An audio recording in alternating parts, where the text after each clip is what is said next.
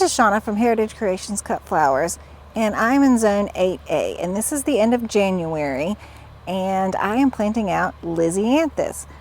So I learned a long time ago, not a long time ago really, actually 3 years ago. I learned 3 years ago that I could plant Lisianthus out at this time of year, and it survived for me, and then I can get it to bloom if I plant it out now about like the second or third week of June.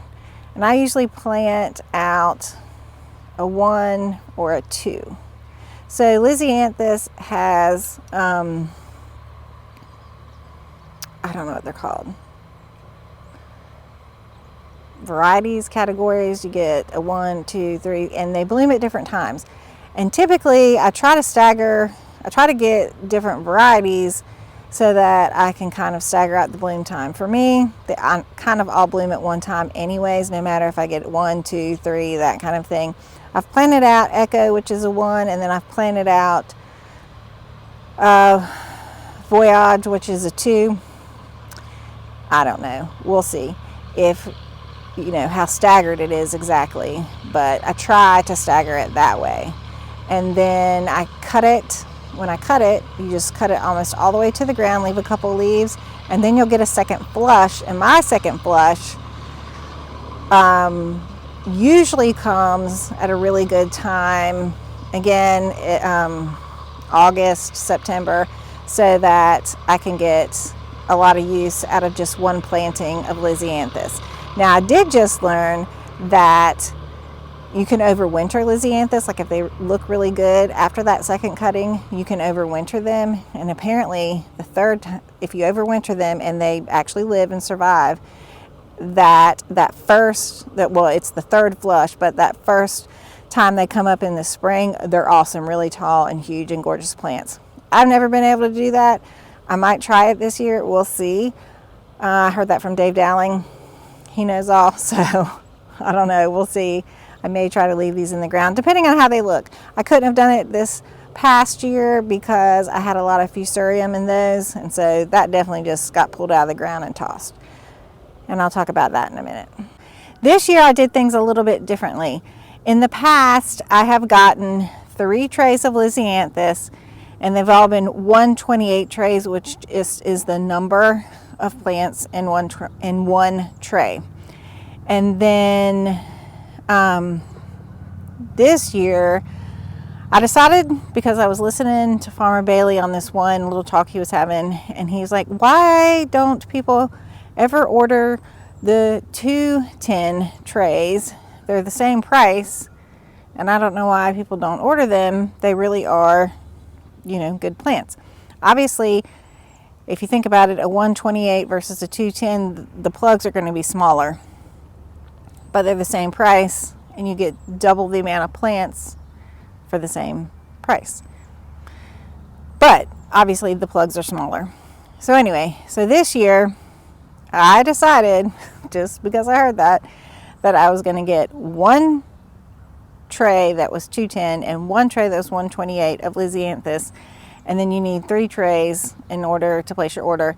So I got 1 tray of snapdragons. Anyways, I'm going to show you the Lisianthus that I started and let you decide whether or not you think that you can see a difference in the smaller plugs versus the bigger plugs, meaning the 1 tray of the 210 versus the 1 tray of the 128.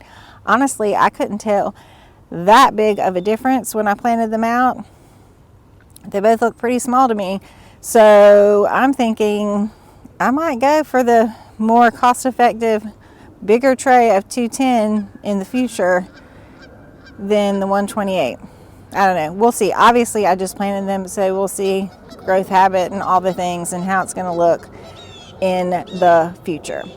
But that's what I've got going on here at the end of January. We've been planting, and we were blessed with we just got through that Arctic blast, and it was really cold, and then now we've got some warmer temps, and it'll stay like that for maybe a week or so. Planted out today. We're supposed to get some rain tomorrow, so it's perfect planting weather. this row. This has been my direct seeded white Ami. Look how awesome this looks. Okay, so here, get you a little bit closer. This is an Echo mix, and these are all the seedlings from the 210 tray. And yes, they are rather tiny. Obviously, there are some that are bigger than others, and there are some that are super tiny.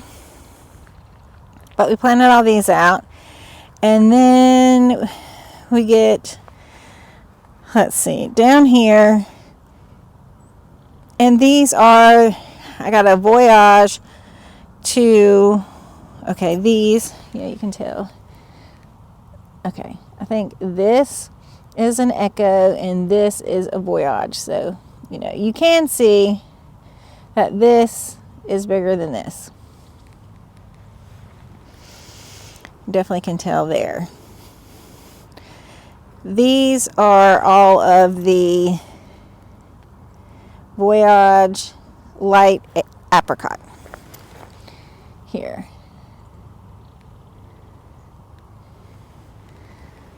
But honestly, when you step back from it, and then some of them are still tiny, like that is really the same size as some of those up there.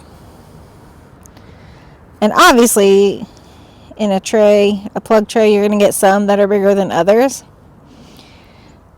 But when you're looking at this, there's a small difference, but it is not huge. Meaning, I got, 100 more plants in the other tray than I did this tray, and I paid pretty much the same price. So, these versus these.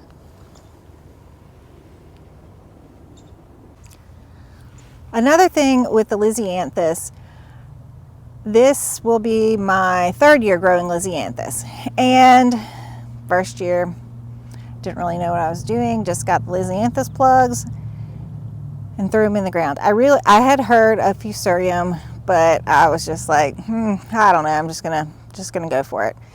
And I had beautiful Lisianthus. So the second year, last year, I got Lisianthus, and then I decided, I think I'm going to hedge my bets again, and I'm not going to worry about it. So Fusarium, for those that don't know, it's a soil-borne disease.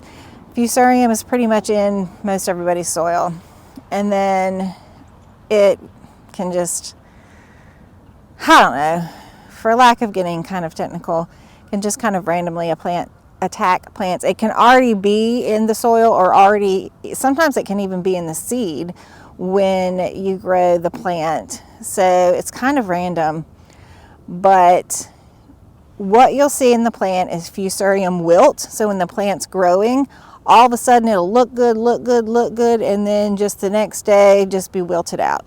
Or it'll look good, get close to blooming, and then all of a sudden all the leaves start turning yellow and it looks bad and doesn't bloom.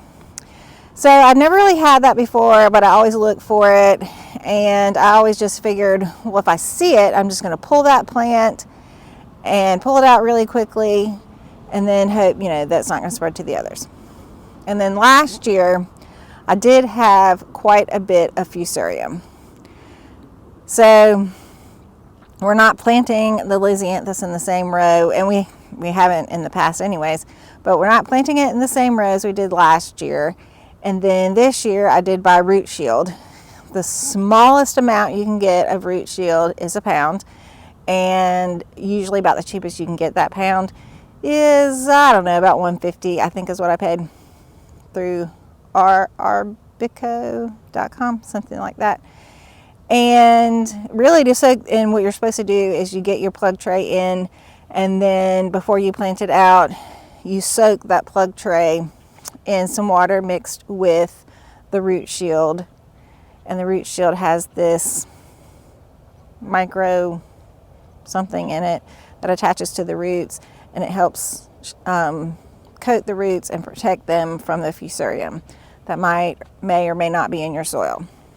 And I think, if I read the directions correctly, I think that I can also mix the root shield in some water, and maybe in a month or so I can go ahead and give this whole row a drench, and that will further protect them, which I probably will do because I have root shield left, and I had such a problem with it last year. I lost several, not just one or two, but a good amount of plants last year to the fusarium. So I'll probably do that. The other problem with the root shield is expensive.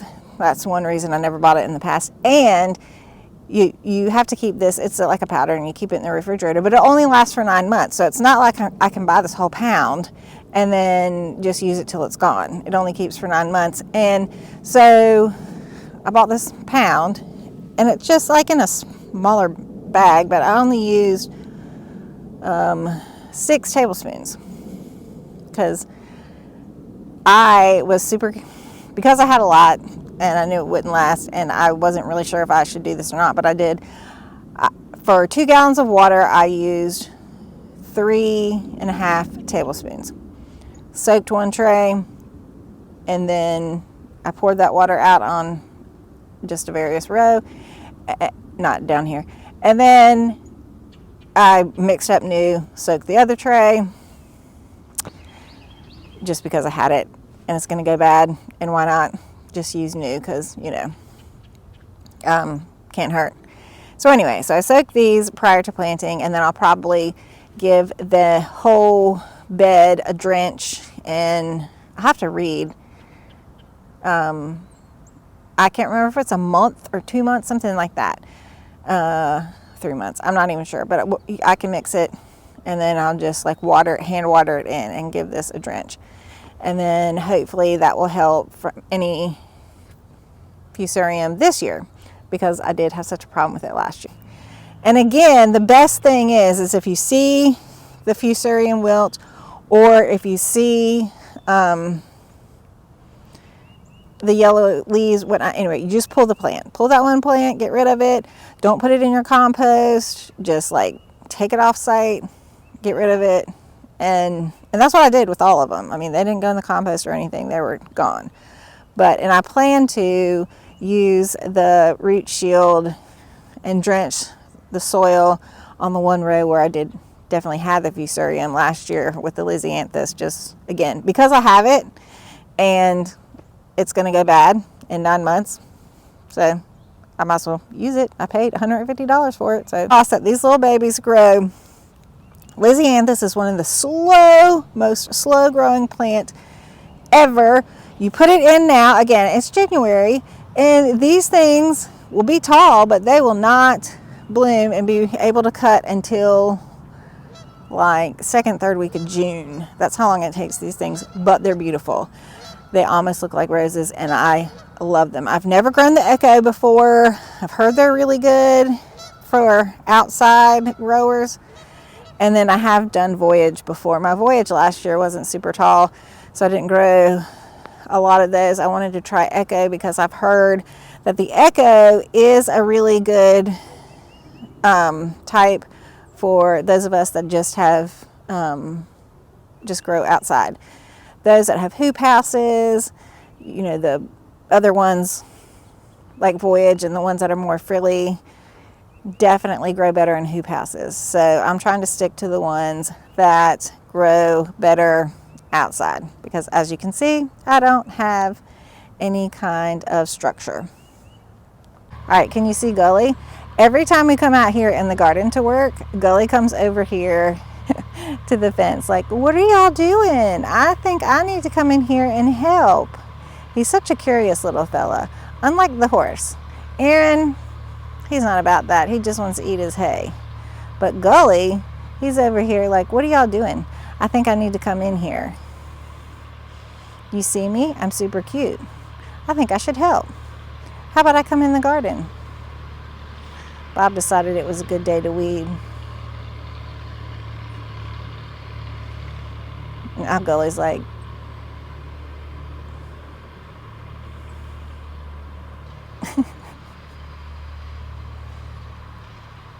Here's the tractor.